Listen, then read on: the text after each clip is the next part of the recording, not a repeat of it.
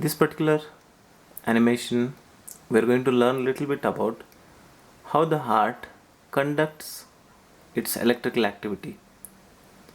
Very interesting thing about heart is it starts functioning much before we are born, and it will keep beating till we take our last breath. So heart is the most powerful muscle in our body which works continuously, and it has its own indigenous or autonomic electrical system, or you can say battery system, where from one part of heart electrical signals will be transmitted to other part of the heart for that particular heart to contract in a way it contracts. We'll see those structures now.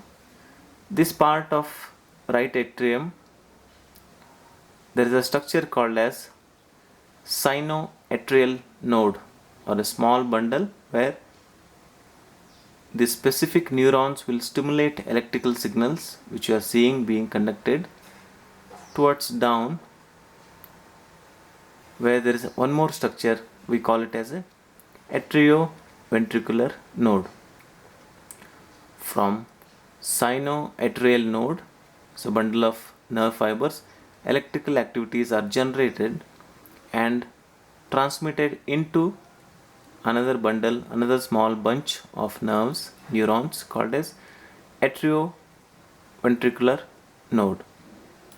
And from there, the nerve impulse will be conducted to left atrium, where the atria contracts, and same atrioventricular node conducts the electrical signals down towards heart into ventricles. There is a structure called as interventricular septum, which is a dividing structure between two ventricles, and those fibers are in this particular interventricular septum, and those branches again divide into small branches conducting electrical signals towards entire heart, and the heart contacts in this particular fashion. It's very fascinating to know how well the heart functions so automatically.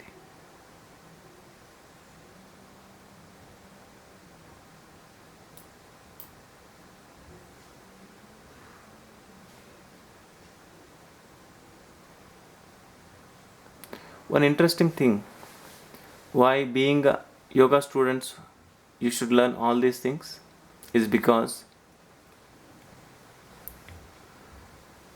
ancient sages who wrote about yoga, they used to be healers, they used to be doctors, they used to be spiritual masters. So what I mean to say is they knew about their own body structures entirely.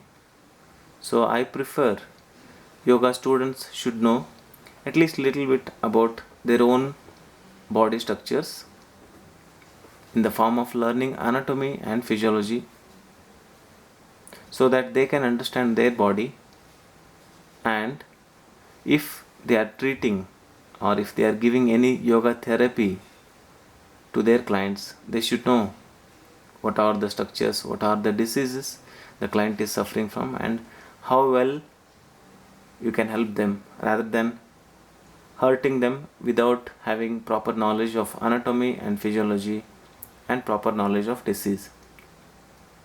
One interesting fact about chakras is the Anahata chakra or heart chakra is situated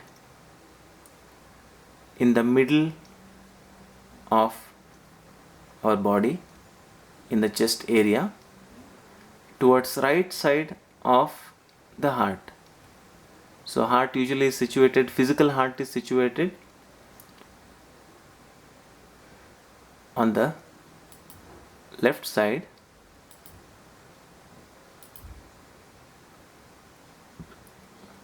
so spiritual heart is situated towards midline.